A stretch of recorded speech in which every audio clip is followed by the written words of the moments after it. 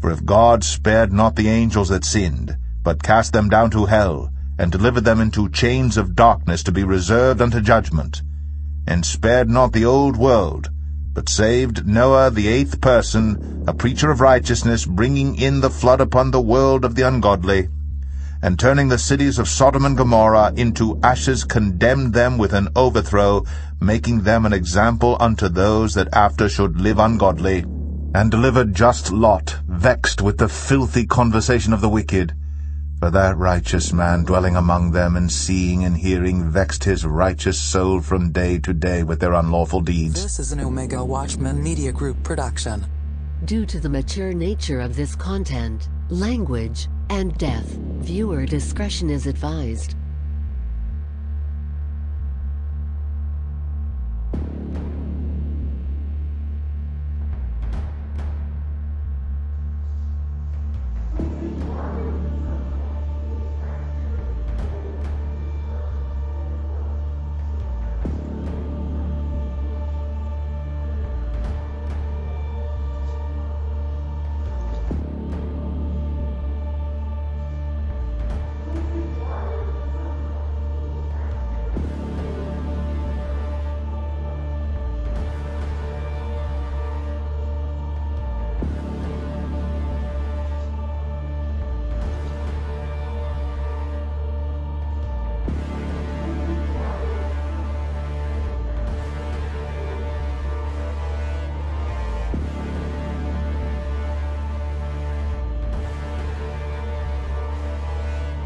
Because that when they knew God, they glorified him not as God, neither were thankful, but became vain in their imaginations, and their foolish heart was darkened. This is an Omega Watchman Media Group production.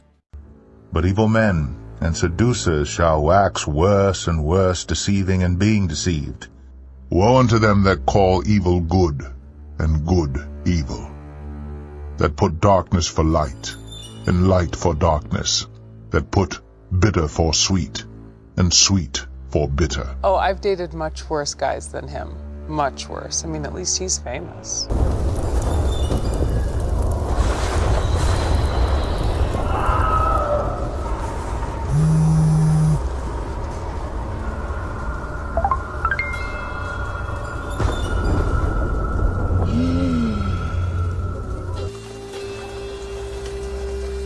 Satan? Hi. 2020. Please. Call me 2020. I started by using a Match custom search filter. I filtered out joy, happiness, toilet paper, and reason. Boom.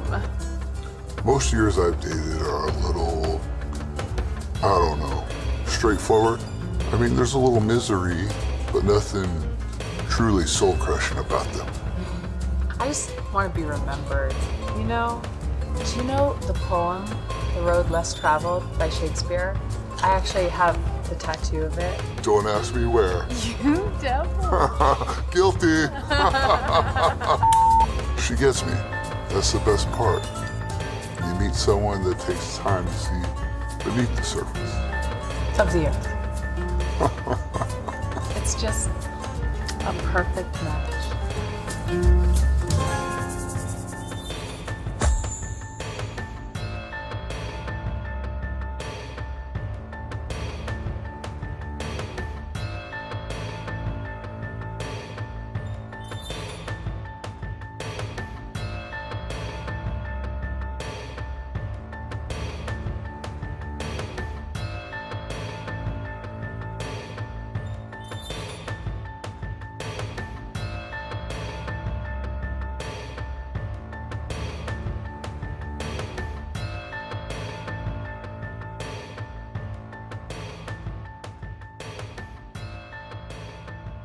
This is an Omega Watchman Media Group production.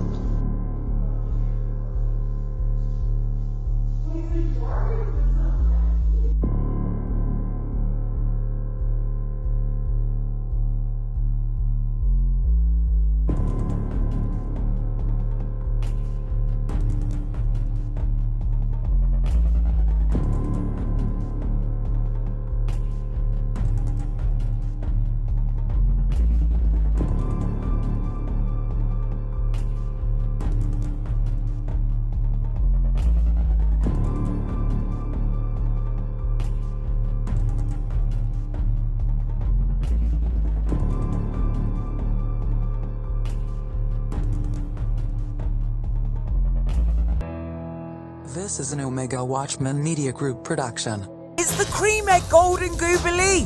Time to celebrate 5 delicious decades. Knickers. Let loose. Bakers. Bring it.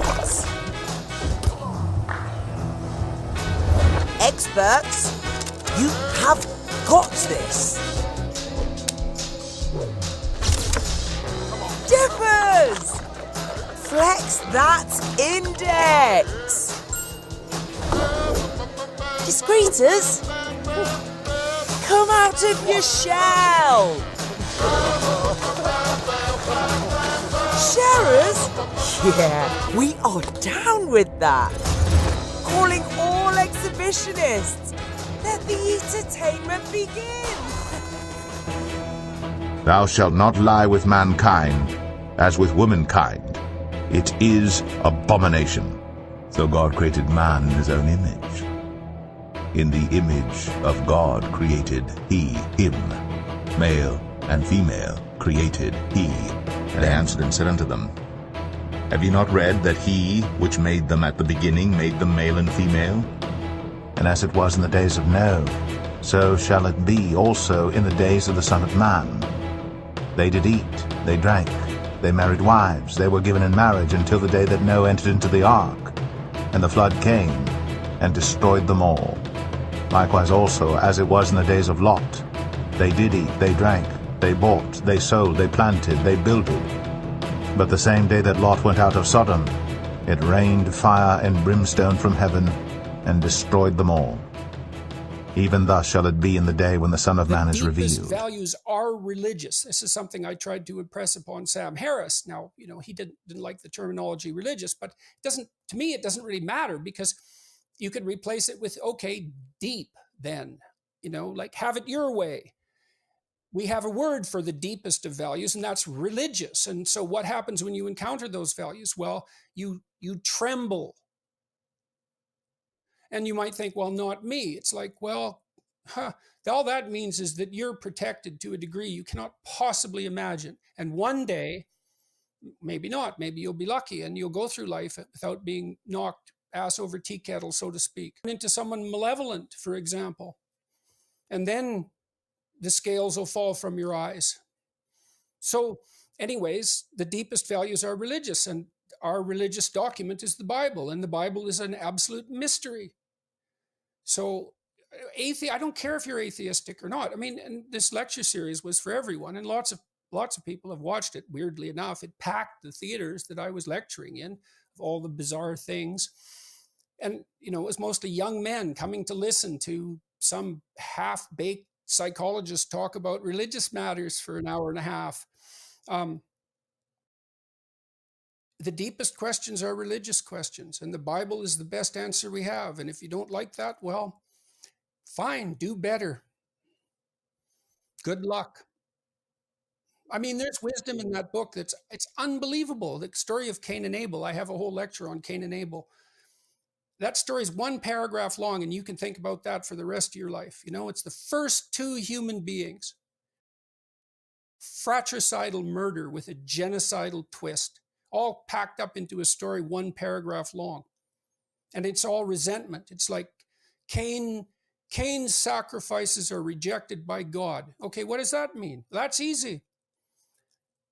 You make sacrifices to improve your future. And you do that on the basis of faith. You believe that if you conduct yourself in a certain way, fate is likely to smile upon you, because why else would you make the sacrifices? And sometimes that doesn't happen. You make the sacrifices and the reward isn't forthcoming. And will that make you bitter? Well, in all probability, how bitter? How about bitter enough to destroy the ideal? That's all packed into that story. I don't understand it. I don't understand how that's possible. I have a hypothesis, that a scientific hypothesis is, as a story is transmitted across time, everything that's superfluous gets stripped away because it's not memorable. And then all that happens after thousands of years of playing telephone is that what's absolutely not forgettable is retained. But I don't think that's a comprehensive hypothesis. It's partially true. And I think the story of Cain and Abel, it's like when it opened itself up to me, it just knocked, I've never recovered from that.